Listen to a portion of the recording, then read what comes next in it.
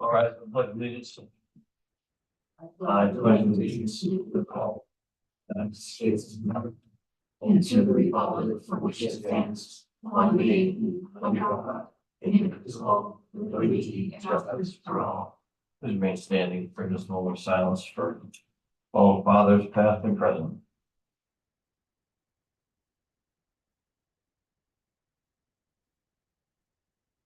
Thank you.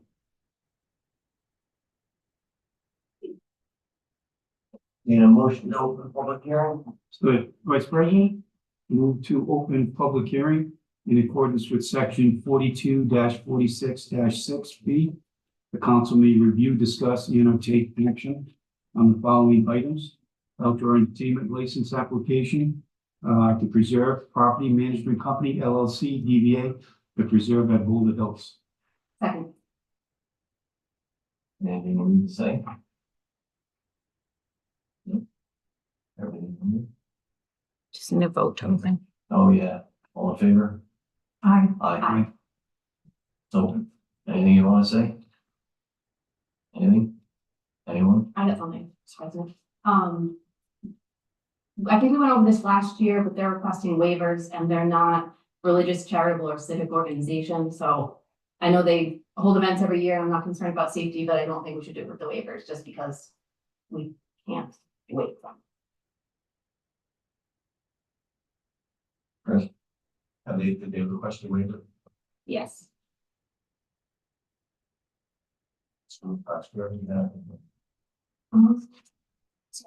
It's at the bottom of page 30. It says that we may waiver any requirement for events sponsored by a religious, charitable, or civic organization. Which, I mean, they're a private business, so I mean. So it's at the discretion of the council. Have you ever had a religious group come? We've had charitable groups come, Right. Special Olympics.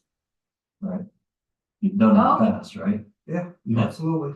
Okay, last year we ended up not granting the waiver because we didn't have that information.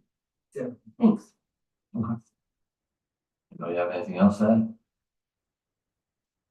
Mr. Vice President, move to close public hearing. All in favor? Aye. Aye. Aye. Mr. President? Yeah. Motion to approve the outdoor entertainment license for the Preserve Property Management. Second. Everything in order there? Yes. Yep. All in favor? Aye. Aye. Consent agenda. Right. 1A. Mr. President? Yep. Motion to approve 2, 3, and 4. Mr. Vice President, move to pull 2A. Anybody else on it? All in favor? Aye. Aye. Aye. All right. 1A. Sorry, I didn't get the second on 2, 3, and 4. Samantha made the motion to approve 2, 3, and 4, but obviously I think we're pulling 2A, but I didn't get the second on that. Second. Thank you. Thank you. All in favor? Aye. All right, so. I'm pulling one because I wasn't here. So, Mr. President? Yep. Motion to approve 1A. Second. all in favor? Aye. Abstain. Aye. Aaron, I pulled 2A. 2A. Can you just clarify one of the bullet points under the clerk's report, what the legislative impacts to the clerk's office? There's some new laws coming down. I was just wondering what those were. If you could fill us in a little bit. So I review regularly election-related legislative items that changes how things happen. The disaffiliation bill has recently passed, as well as signing with an X.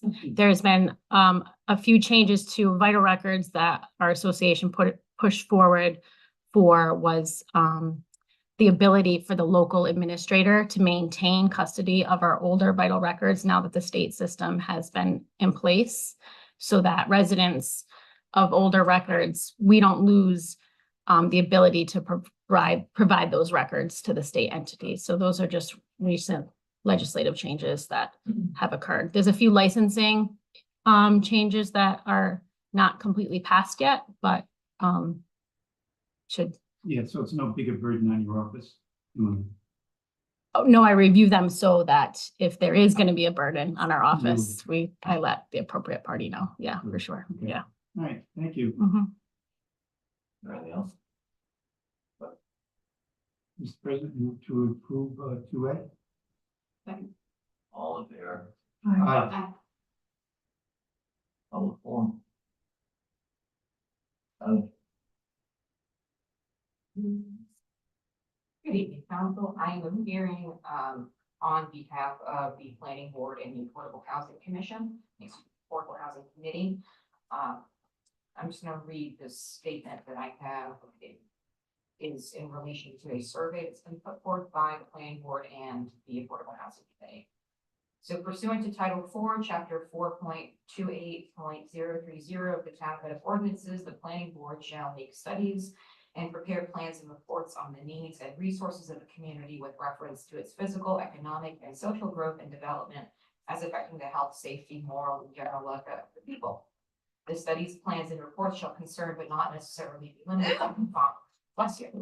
Thank you. 1, land use and land use regulation. 2, transportation facilities. 3, public facilities, including recreation areas, utilities, schools, fire stations, police stations, and others. 4, blighted areas, including the designation of general areas for redevelopment, renewal, rehabilitation, and conservation. 5, problems of housing and development of housing programs. 6, environmental protection. 7, natural resource conservation. 8, protection from disaster. 9, economic and social characteristics of the population. 10, preservation of historic sites and buildings. And 11, economic development. To this end, the planning board, in concert with the Affordable Housing Committee, created a housing needs survey. The purpose of this survey is to gauge public opinion on a variety of housing-related topics. Any member of the public can complete the survey, and you do not even need to be a Richmond resident to participate. All responses are anonymous. For an example of some of the questions that are included in the survey, one of them is, do you consider Richmond an affordable town to live in? 2 is the cost of housing in Richmond a concern to you? Do you think that the town of Richmond is doing enough to encourage the development of affordable, equitable, and diverse housing options? Do you believe Richmond offers enough housing choices for its residents? What types of housing do you think are important to meet residents' needs in the future? Would you be interested in developing an accessory dwelling unit on your property? And what, in your opinion, are the greatest housing challenges that Richmond will face in the future? These are not all of the questions that are posed, but these are just some of them to kind of give you a flavor of what the survey entails. So we are asking members of the public to complete the survey because the results of the survey will ultimately inform development and just general housing policy in the community. And the best way for us to get that kind of information is to clear the public. So right now, the survey is attached as a link to the previous planning board agenda. I'm going to be adding it in my email signature, and I'm also going to have it placed on the planning department's webpage. But I just wanted to get the word out about the survey because, again, I think that hearing from the public is going to be the most important component of this process. thank you. Welcome. Mr. Vice President, I would like all the people in the town to have access to the survey. And I think only a very small percent of people who live here go onto the website and read that stuff.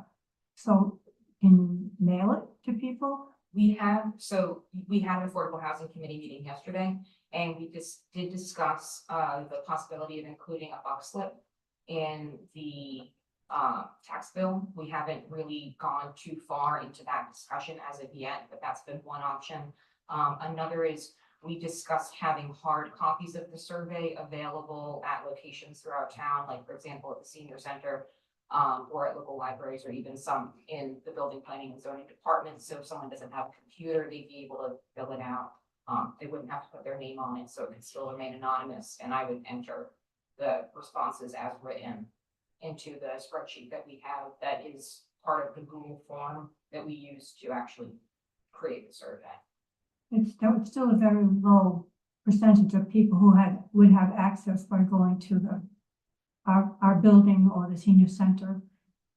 So there would need to be something much more available to people. Yeah, I think sending it out with tax bills would be fine, as long as everybody gets the tax bill. Yeah. I pay my taxes once a year, so I don't get something every 3 months. Yeah, that's actually good to know, because I think that we were initially thinking that everyone would be getting the same tax bills at the same time. So it's good to know that it can be varied. We haven't completely delineated what our strategy will be. So if you have any recommendations, I'm sure we'd be happy to hear them on the best ways to share the survey, particularly to people who might not have access to it otherwise. So there is I don't know if it's called bulk mailing, but if you mail to all the residents, the price of postage is way, way, way lower than what we would ordinarily pay. Yes, one of the members has explored that option. It's going to be determining basically how many places we would be sending them to, if we were to follow that route. As far as I know, the last time I checked, there were 2,900 households in our town. So to me, 2,900 people, residences would get it. We feasibly could send it to the attention of a business owner, for example, because a member of a business might not live here, but they might have opinions about ways to make housing better or more affordable in the community. We actually created a carve out within the survey for responses from people who don't live in Richmond. We have questions for if you do and questions for if you don't. There's a very negligible difference between the number of questions, but one of them is, do you like living in Richmond? If you don't live here, why would you respond that you like living in Richmond if that's not a pertinent question to you? So I did have some concerns when there was a survey put out about the senior center, and there were 50 responses, but that only 30 of them were Richmond residents. So that means the senior center is used only 60% by Richmond residents, 40% by other people. So Mr. President, that was the thing that you said that kind of concerned me a little bit too, was, you know what I mean? Getting survey and getting feedback from people that live outside the town. I'd like to ask the administrator, like, what your feedback is about, this plan of sending the letter out. I think if you put it in the tax bill, you're gonna get every homeowner in town. I think that's probably the way to go. Even if you only pay your taxes once instead of quarterly, you're gonna get the bill the first time. And it's gonna be in there. So, I think that's a pretty good way, and it's perfect timing for that right now. in terms of, we're not expecting that a majority of the responses will be from people who live outside of the community, but this is just for consideration purposes. If you are a person who works at FIDCO and you would like to live in Richmond and you want to have your opinion known on the fact that you love this community, you work here, you would love to live here, but maybe there are various factors that make it so that you can't live here. We want to be able to capture that data as well. We think that that's important because that will, as I mentioned at the very beginning of this guide, where we might locate housing, where we might have interest in developing for those purposes. So I do like the idea of people who live and work in the town having the ability to complete the survey. I think most of the responses will be from people who live in town, the people who have the most vested interest, but we didn't want to necessarily shut off comments that could be valuable from people who live in Hopkinton or Charlestown or West Kingston. Okay, yes, follow real quick. The questions, who is going to review the questions? Is that something that the administrator would do, or is it something that's brought before the council before it's mailed out? Because, how does that work? The Affordable Housing Committee and the Planning Board have done this as a group effort. So they could just mail out? I think if it's noticed that it's, from them as committees, then I think that's fine. And it's not a requirement to have people respond. Feasibly, someone could see it in their in their mailer and go, I don't feel like responding to that, that would make me sad, of course, because we want as many responses as possible, but there's not an element of coercion in this whatsoever. If people want to take the survey, they can. If they don't, that's also okay. Is it something where you have a paper response or a link to a website or some form of online something? Yep. Okay. Yep, Are you so saying it's both? it can be, yes. We can have it in a hard copy form and we can't have it in the digital form. It's been done through Google Forms, which is a free service. There are other survey sites that actually charge a fee for, depending upon how many responses you get, like SurveyMonkey will charge you for. Once you have 10 responses beyond that, they start charging you, but for Google Forms, it's free no matter how many responses you get. So that's why we elected to use that particular platform. It seemed to make the most sense. Why would we pay to review responses that we've received? Thank you. Did you have a concern about a particular question, or was there? Oh, no, I'm just thinking of the parallel questions to the comprehensive plan. On the comprehensive plan, when we sent out questionnaires about exactly the same thing. And it seems like some of those questions are, pretty similar. So it'd be fun to see if the Yeah. responses have changed. You know what I mean? Since the ones for the comprehensive plan were sent out, I'd be very curious to see, if it's consistent or it's. I will tell you that the results of the survey, once they're promulgated, will be put into a report, which will be given to the council. So you'll be able to see what the results are. And you'll also, you can see some of the nitty gritty data if you're so inclined, but sometimes people write unusual things in survey boxes, so you don't need to read every single thing that someone has written, just the aggregate be helpful, but ultimately the council will be given a copy of whatever report arises from the results of the survey. Thank you. You're welcome. Anybody else? We do have one remote.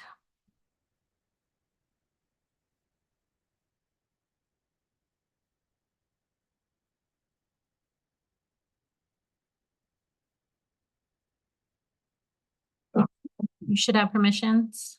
Okay, good evening, counselors. This is Louise Dinsmore, Richmond resident, president of the Forgotten Taxpayers Political Action Committee.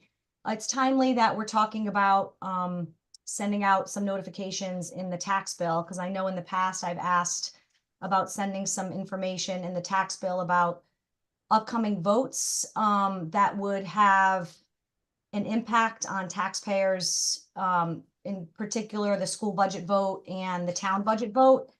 And I would ask town councilors at some point soon to put an agenda item on the agenda about having a robust discussion about what the town of Richmond can do proactively to notify taxpayers of votes coming up that are going to affect them, specifically the school budget, the town budget, a bond vote that might be coming up.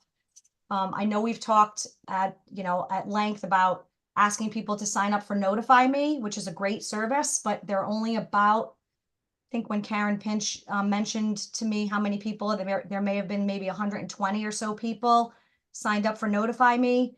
And we had a town budget vote a couple of weeks ago and 189 voters participated in that.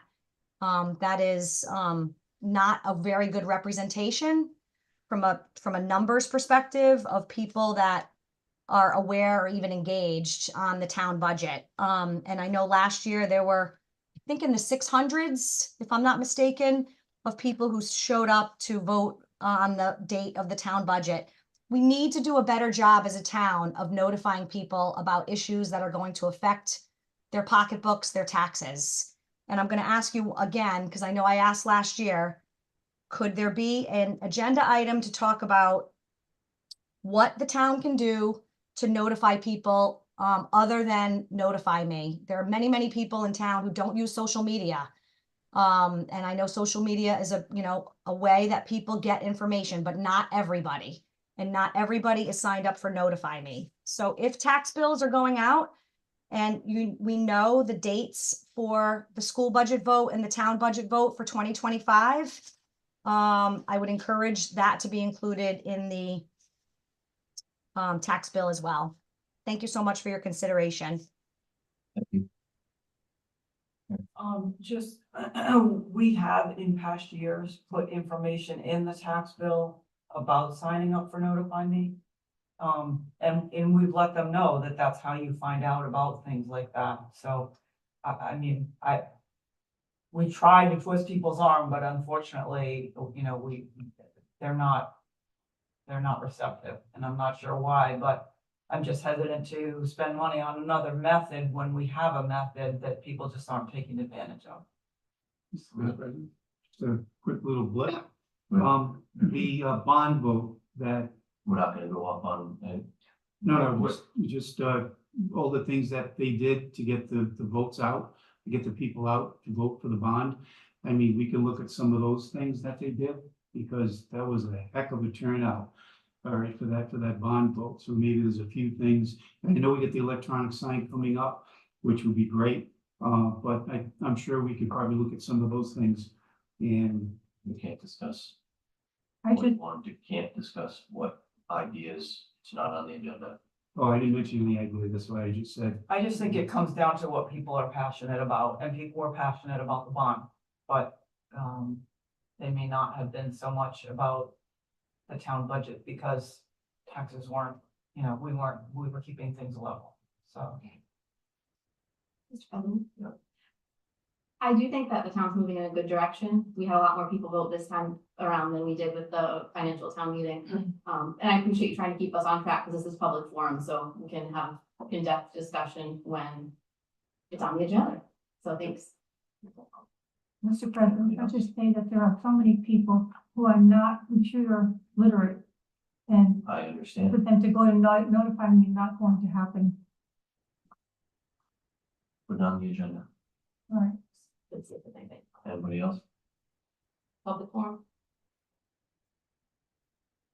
Anybody here? Anyone going once, going twice? License, reports, Karen? Thank you. So you're all aware that when the letters came off the wall in front of the building, we no longer had a sign that identified this as the town hall. So, to that end, you all approved, ARPA money in the amount of $25,000 for signage out front. To date, I've awarded a bid for $3,600 for, I say a wooden sign. It looks like wood, but it's not actually wood, so it will wear a lot better. And we've also purchased granite pillars, so it'll be similar to the sign at the police station. And I did post a bid for a electronic portion of the sign to go under the wooden sign. And the low bidder was a company called Graphics Unlimited out of Putnam, Connecticut. Their bid was $15,386. So I'm requesting your approval to go ahead and award that bid to them. Move to approve. Motion to approve the bid to Graphics Unlimited. Any discussion? All in favor? Aye. Thank you. Next item I have is, request for approval to use ARPA funds to move our IT room. As you all know, we hired a finance clerk, moved some responsibilities around. The finance clerk and Jen, our deputy finance director, are now in the office that formerly Laura and Jen were in. So Danielle is now sitting where Kate Schimmel sat, which I don't know if anyone have you been up there, but it's an interior office. It doesn't have a single window. It's very dreary up there. So we talked about switching Danielle with the current IT room, which happens to be all windows. And the way the IT room is now, it's a disaster. It's tables, it's computers, it's monitors, it's wires everywhere. And it's silly to have something that's so messy be so visible to the public and have her sitting in a dreary room with no windows. So we did engage our IT company to come and give us a quote. Unfortunately, because we don't have drop ceilings here, it requires them to go up and over, and it's much bigger of a task than it would be if we did have drop ceilings. Additionally, that quote includes cabinets so that things will be stacked rather than spread all out. The wires will be in the back where they won't be seen, and it'll take up a lot less space. I did add in here that I was, looking for an additional 5,000 to add a window from the proposed, Danielle's office to finance, but Danielle has said she's okay without that, so it's just the request for the $14,138 for the work to move that room. Mr. Vice President, move to approve? Second. Any discussion? All in favor? Aye. Aye. Thank you. Chief?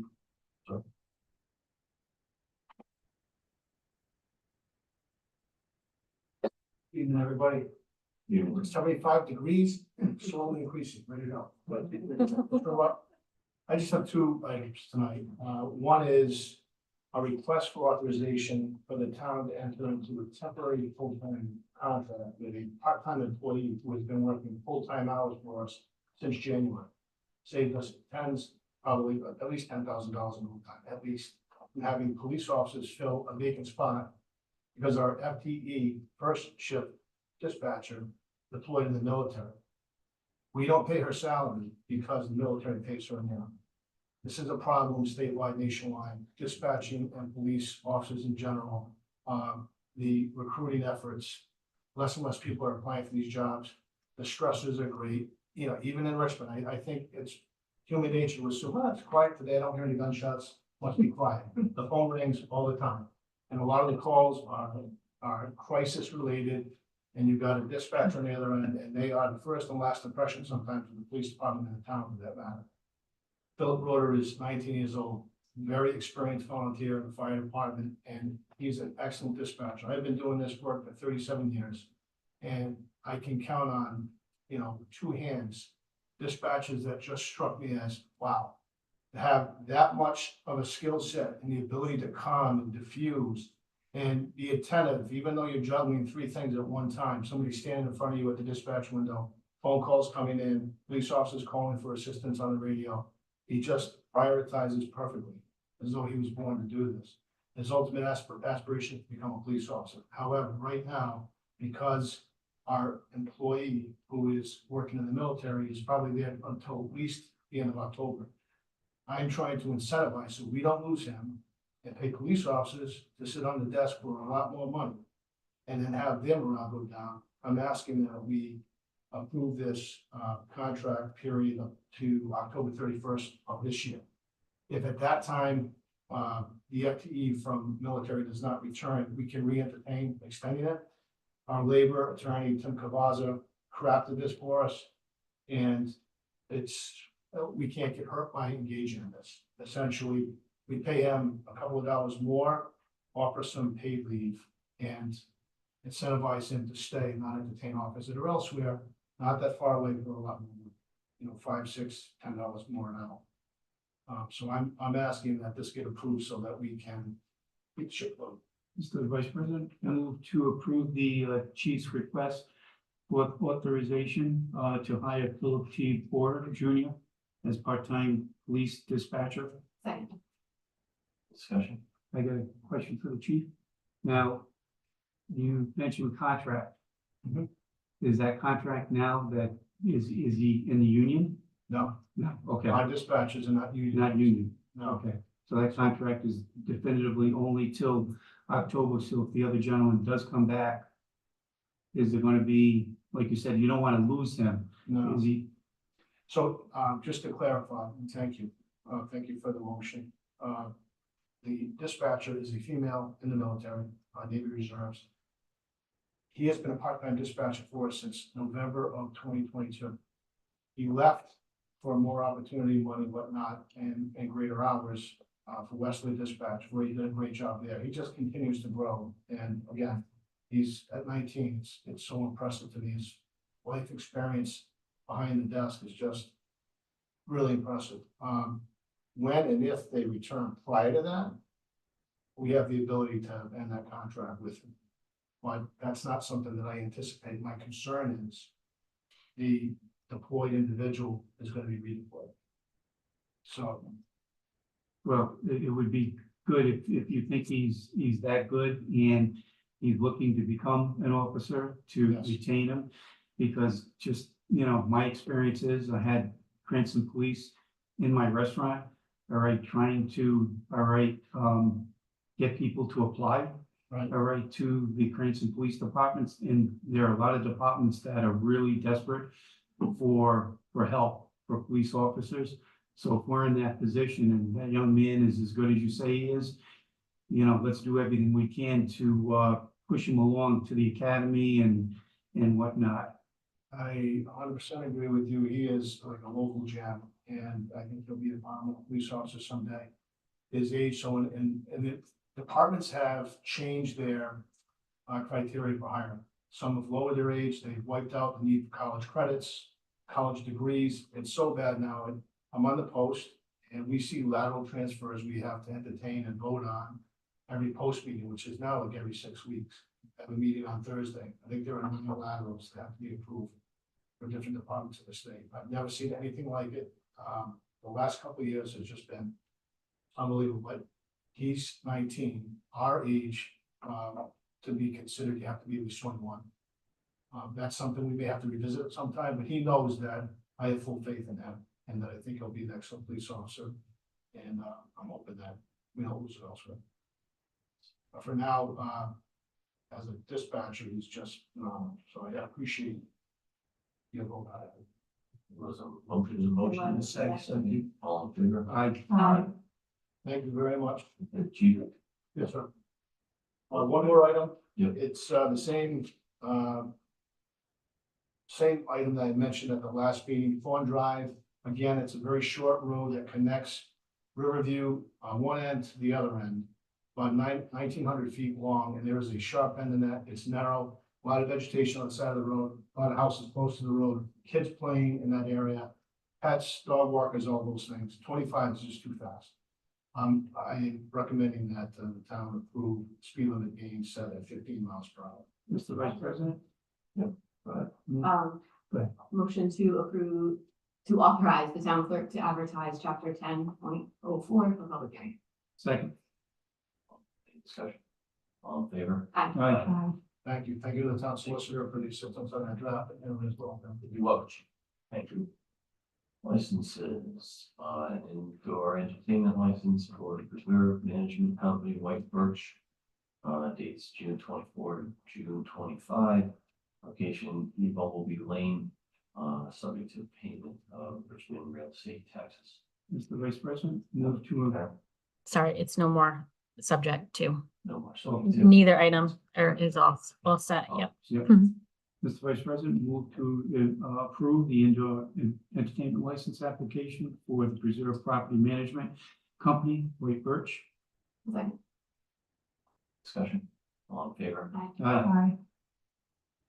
Indoor entertainment license for the Preserve Management Company, Double Barrel Kitchen. June of 24 to June of 25, 87 Kingstown Road. And this is no longer. Right. Will be effective. Ms. Rogan? Yeah.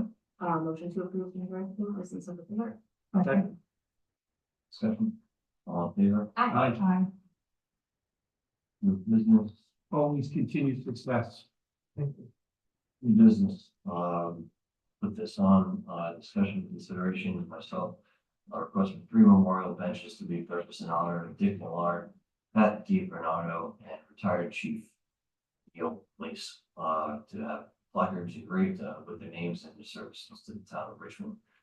This was put on back in 21, and it was never acted upon. And to not recognize these 3 individuals to me was a disservice to them. So with that said, I'd like to have 3 benches made in their honor for a permanent placement across the street when that happens, but in the interim, have them placed here on the town hall, whether it's on the deck or in the grass or the gazebo. I'd like this discussion with Ms. Rogan? Yeah. Motion to approve your request. Second. discussion.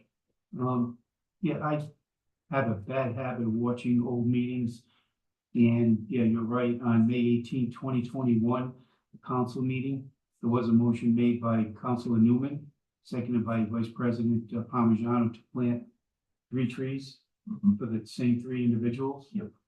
So are the benches gonna go under the trees? Trees aren't there. The trees have never done, it was, like I said, it was never acted upon, and I'm acting, so I say make benches because trees have a sometimes nasty habit of becoming diseased like, the birch, that's dying all around town, and actually all in New England, so, I'd really like to see benches because then people can sit, reflect, and, then they can watch people over there on the other side with the pavilion, whatever activities are going on over there, but something with their name on it, something to people can sit and enjoy them. Remember, honor their memory. So I'd like to see, I don't want to see, kind of low quality stuff that you, buy some cheap. No, I want nice kind of higher end benches, something that's going to last for many years. Whether you can look into finding a good material, or if somebody knows a local carpenter or a local craftsman that can make benches, I'm gonna put in my own money where my mouth is. I'm gonna make a donation to make this happen. The dollar amount doesn't matter, but I'm gonna make a personal donation to this so that it happens quickly. So President, maybe a suggestion, Charo, Votech Center, David, in the carpentry department. I mean, this would be something that would be great for the kids to do. And they can talk to me, I'll donate the lumber, all right, whatever they feel is appropriate for the benches. So it'd be a nice town council, gesture, that'd be great. So maybe we can, School is out, but I don't know if they're, perhaps it'll be a little Dave. Yeah, I mean, as long as we're willing to wait until, probably October, right, if they started it right off the bat. I just think given that we've already been waiting so long, and I know this has been passionate, for Vice President Singh for a while, so I don't want to have any further delay. If we can get it done over the summer, that would be preferred. I don't care if, like Troop 1 from Richmond does it, Good Eagles. for the Eagle Scout project. That's what I would like to say. I appreciate the offer for the lumber. Maybe we reach out to Troop 1 and see if they're interested in doing this. If there's an Eagle Scout who's looking for a project to do, that might be an option, but I'd really like it done sooner rather than later. Yeah, I would still call Dave over at Charo, because they have summer programs, over at Charo. Yeah, Okay. I appreciate the efforts. There's a motion, there's a second, all in favor? Aye. Thank you. Mr. Campbell. Yes, Motions about communication positions, proclamations, and resolutions. second, all in favor? Aye. Aye. Mr. President? Yeah. Move to adjourn. Second. A duo. Done. Favor? Singing the same tune.